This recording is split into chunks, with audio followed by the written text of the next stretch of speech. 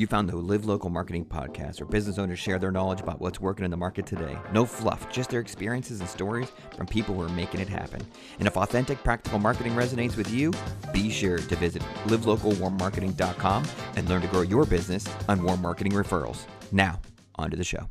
Today, we're with James Weiss. He's the managing director of New York's #1 digital agency, Big Drop, and he's responsible for leading the agency's growth as well as digital strategy for the client roster of SMBs and enterprises of various industries and sectors. A very impressive portfolio with lots of big names on it. So I'm very excited to kind of pick your brain and see what insights you can share with us today. Yeah, thank you for having me. Absolutely. A quick review of the format if you're not familiar. He gets 2 minutes to go over these topics. If he goes a little over, cool. Goes a little under, there's always follow-ups. And at the very end, we're going to talk about his business and his call to action, because you're going to want to meet up with him and you're going to want to talk marketing and business with him for sure. So that's it. James, ready to go? Yeah, let's do it. All right, cool. So I love starting with this first question. It's always, as an entrepreneur, what do you consider your first win? My first win. Oh my gosh.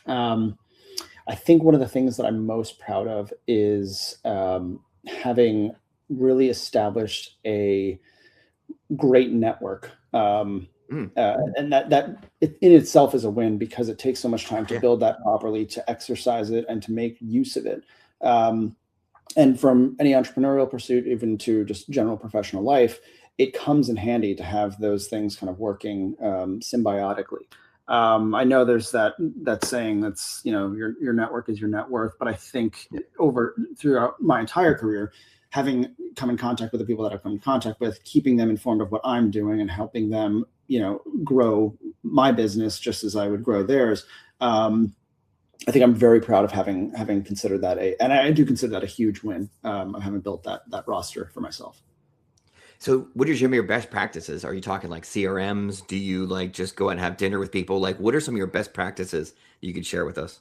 It's changed over time. I mean, initially it was, face-to-face meetings, getting myself out there, being able to shake a hand and put my face in front of someone else and really understand who they are and find things in common, find ways to really build a relationship personally before we even got into the professional sphere. And then taking that one step further and keeping them apprised of what I'm doing professionally, so that when they think of something that would be a fit for me, they think of me for that.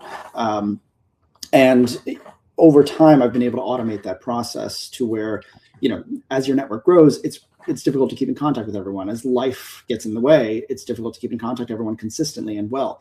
And so, yes, there is a CRM aspect to keeping your network informed. What I really like to do, though, and what I've been doing more recently, is really exercising LinkedIn to the best of its ability and making sure that not only am I bringing, the right people into my network, but I'm reaching out to my network with what I think is valuable, not just content, but valuable ways to connect and grow that relationship as well. So I think for me, it's always been figuring out the way to provide value and then figuring out a way for it to help me and automate that process. So yes, I work with CRMs all the time. I make sure that I leverage the platforms that are available to me. But I also want to make sure that anything that I'm doing is going to be valuable and relevant, so that when people do think of me, they think of the work that I do, they think of how I do the work. And I give them every opportunity to, either send business my way or for me to be helpful in their pursuits. That's excellent. That's an excellent answer. So in that, what are some of your best habits? Is this considered your best habit? It's one that I struggle with. I like to think I'm getting better at it. I'm notoriously bad at making sure that the follow-up actually happens. I always think about it, but I want to make sure that I put it into practice. And it's easier said than done. It's one of those things where it is a job, in and of itself. But I think to answer your question, it's something that I think is a goal that everyone should have. It's a goal that I set for myself. And as I continue to make it work better for me in my own daily life, it's something that I really try to prioritize. And the more I prioritize it, the better I get at it. And once it becomes part of my ecosystem, my regular routine, then I can, consider it a little bit more of an autopilot situation. But yeah, I mean, it's something that I consistently work at. It doesn't come easy to me, I'll tell you that. No, I'm sure. So, all right. So if that's something you're still working on, what is your best habit? What is something like I crush it at this? One thing is creating a routine for myself. and sticking to that routine daily. And that's everything from understanding what I need to do for myself personally, how I get myself ready for the day. I'm thinking about like just putting myself in the right mental state to be able to accommodate anything that comes my way throughout, a given, 8-hour period. But it's also understanding that if I don't adhere to a routine that I've set for myself, I'm not going to have the proper usage of my own time throughout the rest of the day. And I don't want to start my day off in a way that's, where I need to play catch up. So a lot of the work that I do actually happens in the evening, where I will set myself up for the next day so that I'm already kind of working a little bit a day ahead, a couple hours ahead of everyone else. I'm a huge fan of things like scheduling emails, scheduling texts, making sure that everyone gets notified about the things that they need to be notified about at the right time, so that I don't have to think about it anymore. I've thought about it, it's done, and I can move on to the things that are a little bit more urgent or pressing. That's right. Excellent. It seemed very organized, very on the ball, very automated. So when you sit down, or shift gears a little bit, when you sit down with your clients and you have the discussion about their marketing plan, how does the topic of brand stories fit into that discussion? A quick break before we get to that next answer, because I know that answer is going to be brilliant, which is why I chose this moment to interrupt. If you love what you're seeing and you want to run your business off of warm marketing referrals, visit our website, livelocalwarmmarketing.com. It's got valuable resources, office hours, memberships, the book, an array of resources to help you get rid of cold calls, cold leads, door knocking, and run a business you can be proud of through referrals and warm marketing. Now, back to the show. Anything needs to be the priority. If that's lost, or if that is unclear, or if there isn't a dedicated understanding of who we're trying to contact, what emotional connection are we trying to make that's going to resonate most, everything else is kind of pales in comparison. The branding component of what we do, at least, is really identifying, yes, your ideal customer profile, where they exist, how they want to be communicated, and then building a strategy somewhat in reverse from that, in the sense that we know what the end goal is, we know where they are, we know how we want to reach them, but now we have to build the blocks to actually get there. When it comes to the brand strategy or the brand narrative, that really is the guiding force that drives the work that we do. If that isn't solid, we will take the time to challenge the assumptions that a given brand or a company will have about themselves. And inevitably what we find is that they're so in it on the day-to-day that some of the information is new to them. Because we are seeing things from a objective perspective, we're able to be that foil, so to speak. And when we give them our insight and we give them our analysis, what we then do with it is help them understand the opportunities that exist in front of them. But it all stems from essentially brand. This is how you're positioned. This is what you're communicating. Does this still work? Does this resonate the way it needs to? And if it doesn't, let's modify it and try a new strategy. What is the indicator? How do you know at what point we got to stop and reevaluate this thing? Is there any signs? Yeah, a lot of the data that we take in within initial research and discovery will indicate whether or not something is working the way we intend it to. If a company believes that they're driving a significant amount of traffic to one area of their site, but our site is performing, but another area is performing incredibly well, for instance, we'll know that there's a disconnect there. If they believe that their ideal customer profile is, persona A, but we're finding that they have persona B pretty close. That's something that we'd want them to, take an opportunity to explore with us. So when we find a disparity, it's really not all right, you guys have been doing it wrong, we have to figure out a brand new way to work. It's really making sure that we can incorporate the new information that we have in a strategic way that's going to help them build upon the machine that they already have in place. And then over time, modify it so that it matches the data and the trajectory of where they want to be. And for a business, that's exactly where your services are paramount, because they're in it, like you said, they're in the forest, they can't see the trees. They need folks like yourself. Exactly, and especially with owners or entrepreneurs themselves, they build this enterprise around a goal or a theme. And it's hard to step out of that and look at it, from 30,000 feet and go, is this working the way it needs to? Is everything that I'm doing from a brand or marketing perspective operating and performing the way it has to? And sometimes the answer is yes. And then it's just a matter of tailoring it over time and making it work better. In cases where it's not, there have been cases where we've had to, tear it down to build it back up again. Most of the time, the clients that are coming to us are the ones that realize that they're in a period of evolution and they're just not sure exactly how to get from 1.0 to 2.0 properly. And that's kind of where our value proposition is that we usher them through that and be responsible shepherds of the brand that they've created so far. Oh, that's a good analogy. No, that's good. Excellent. So, I mean, as you're doing all these things and you're having all these bigger clients and so forth, how do you, $1 million question is, how do you avoid the burnout? How do you like not do all the things and stress yourself out to the point where like you're not productive anymore? It's hard. It really is. You want to be everywhere and you want to be everything to everyone sometimes, and you want to be everywhere, but it's just not feasible. I think maybe the first step in that for me is understanding that that's not a possibility, that I can't be everywhere all at once. Building the team that around you that will help to alleviate some of the time that you don't, the time that you want to spend that you don't have, is really one of the first steps. But of course, there are priorities that we set within our own client roster. I mean, there are clients with a capital C, there are clients with a lowercase c, and it doesn't mean that we place different value. It just means we resource ourselves accordingly. If we're obligated to spend a certain amount of time doing one thing that another client doesn't necessarily have, that's okay. We just simply resource ourselves accordingly. But I do think it goes back to time management. I do think it goes back to prioritizing how we operate, and understanding that the clients that need attention, they need the right kind of attention at the right time. It's not necessarily, let's throw everything at this. Let's tailor exactly what we're going to do so that we're not spending time doing things we don't need to do. And that helps us address the specific concerns that every engagement has, whether it is with an SMB or an enterprise, and whether their contract is larger than another one. That doesn't really play for us. We really try to make sure that when we play for our clients to win, and that we have an intellectual curiosity about what we can do to actually help them get to where they want to be with us. So when you talk about your team, are you somebody that knows and has your hands in every part of the way and just kind of delegate out? Or are you somebody that you're like, I'm not going to even touch this, I need to sub it out to somebody else?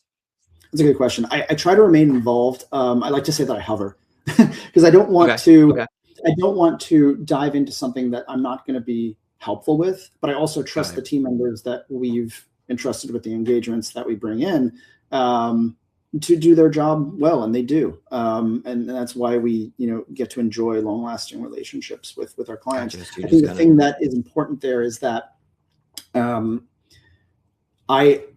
very much involved in planning the initial strategy, having those initial conversations, understanding what the expectations are going to be from the client, and then properly translating that to the team so that they're fully empowered to take it forward without necessarily needing me to be involved. That said, there are some engagements that I feel I just need to be involved in because whether built a relationship with a specific person, there is an all hands on deck requirement, and I want to make sure that we do our job properly. But there are some engagements where I fully trust the team to take it forward. Clients are always going to be in very capable hands. It's a matter of making sure that the right hands are in place. And if my hands aren't needed, then I don't need to be there. So it sounds like very hands-on in the beginning, setting the goals, and then there's just checkpoints where like you find that these are the pivotal moments where you need to be involved and just kind of along the way. And then otherwise kind of hands off, do your thing, checkpoint, do your thing, checkpoint through the end. Yeah. And as much as clients hire, any sort of agency or any sort of external set of hands to assist them, they are, effectively buying into a relationship with the person that they speak to, but there is always a team behind that individual, at least on our side. And so as a representative of the work that we do, any conversation that I have is always going to be a conversation that Big Drop is having, the entire team. So it's always important to me that prospective clients understand that there is not just one person maybe leading the charge, but not necessarily running the daily operation of the engagement. So we make it very clear that any of the team members that are going to be brought into play, yes, of course, they need to be specialists in their area. They need to be able to properly execute on the things that we're responsible for. But there are multiple minds, multiple sets of hands working together to make sure that we're achieving the goals that we set out to accomplish. That makes complete sense. Absolutely, probably most efficient. So we're going to pivot again. Currently, what are some of your favorite marketing strategies that seem to be moving the needle the best that are effective? Yeah, for sure. There are actually quite a few. One thing that we're working on right now is GEO, or obviously changing the schema markup of certain sites so that they are indexed better with any sort of AI search tool. We have a lot of success with that, by ourselves. A lot of clients more recently that have come to us have said, "Oh, I found you by searching on ChatGPT," or something like that. But understanding how to do that so that it benefits our clients is something that we're really working towards right now, and we're having a lot of success with. What I love about that is that it kind of takes the approach of what we used to do for on-site technical SEO, which is still very important, but we're bringing that into a very modern context with what we do with LLMs. And with that, we're really diving into what's going to make this particular property or this particular brand come up when asked about whatever it is that they do, through a generative search kind of feature. And I love working with that because it's so interesting what you find that people are searching for, that some results come up and they either make sense because they are exactly relevant to what is being asked. Others are simply brought into the mix because they've indexed for some reason. And we want to find the way that secret sauce to get them from just being great on general search to now being found with generative. So that's really where we've been working to hone our skill set. It's really exciting. It's an exciting part. But what's interesting about that too is seeing it as the lens of an agency that was formerly exclusively website design and development. We were always doing that from an SEO perspective. The new version of that, using chat is for us a nice challenge, but it helps us kind of check ourselves as an agency. Are we doing the right thing to make sure discoverability and visibility are happening across multiple platforms, not just the main big players for search engines? So now we get to really flex our marketing muscles. We see things from a more comprehensive digital marketing lens, but now we get to see it across multiple platforms and test ourselves. And I know our clients appreciate that as well. It's getting very complicated, and which is fun, but also intimidating. But yeah, that's awesome. Yeah. All right. So when I use the phrase, and we talked about, you alluded to it earlier, when you collect the information for your clients and so forth. But when I use the term useful data, what does that mean to you, and how does that discussion look? Yeah. Anytime that we are going through our general research and discovery phase, and this could be for a website project, it can be for a marketing engagement. The data that's the most meaningful is the one that helps us understand a better version of user behavior and user intent. And then obviously we look at whether or not that actually translated into conversions. I'm not interested in data for the sake of data. I think the data that we need to use is the metrics that help us understand performance, whether or not something is working, whether or not something isn't working. And from that point, we're able to develop a hypothesis that then we can test with any sort of engagement and any sort of strategy. So one of those things that we look for useful data is whether or not the metrics match our clients' expectations. If they don't match, it's useful because now we have a place that we can start from. If they match exactly, well then great, we know what we're doing is working. Let's figure out a way to make it work better. Yeah. Is there ever a time, because a lot of the stuff you have is similar answers like about sales and conversions, is there ever a time that vanity metrics are important? I do. I don't think they should be discounted. I certainly think that it's always important to know how your brand kind of sits with in the zeitgeist, in the general ecosystem. But I think there are certainly other metrics that I would place as priorities above a vanity metric. Mm-hmm. Okay. So it's a light discussion. You're more important as comments, engagement, things of that nature. Yeah, because I want to see the things that users are actually doing. I want to know how they're interacting with the brand in a specific way, in a way that is trackable, that's measurable, scalable. Those are things that we look for to know whether or not we can reach certain success metrics and whether or not anything is working. I don't see another way in which we'd be a helpful partner if we didn't look at those things specifically. But I think one of the things that's kind of, interesting about the work that we do is that we look at it in totality. Yes, we want to make sure that the website is functioning properly. Is it reaching the right performance metrics? Are we making sure that we're showing up the way we need to? But what does the brand look like beyond just that property? Are we looking at it from a social perspective? What does engagement look like on that front? And is that a main driver of traffic? Is it not a main driver of traffic? Why is it not a main driver of traffic?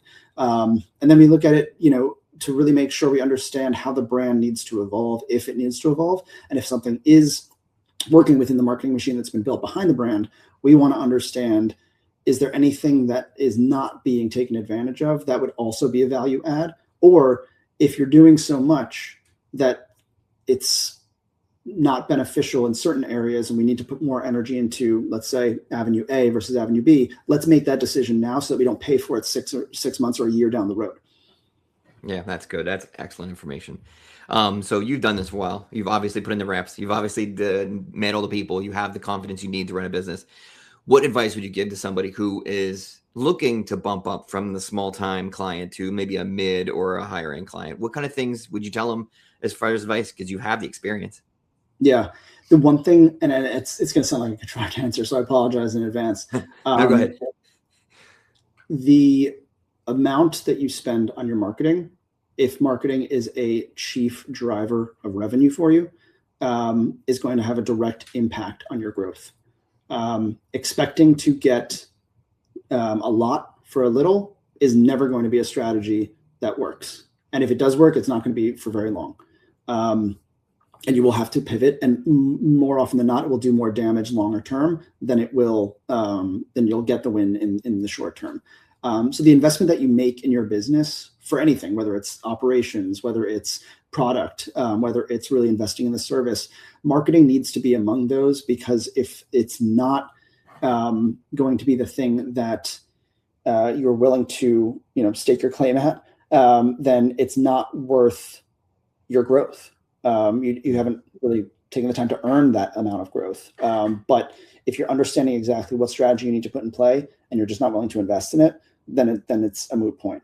If you're investing in your marketing and you're making sure that it's yielding a return for you, continue to build that machine, because only over time will that continue to pay off. And we've seen in the past a lot of clients that have come to us, they want the success, but they just don't have the budget, or they're not willing to invest.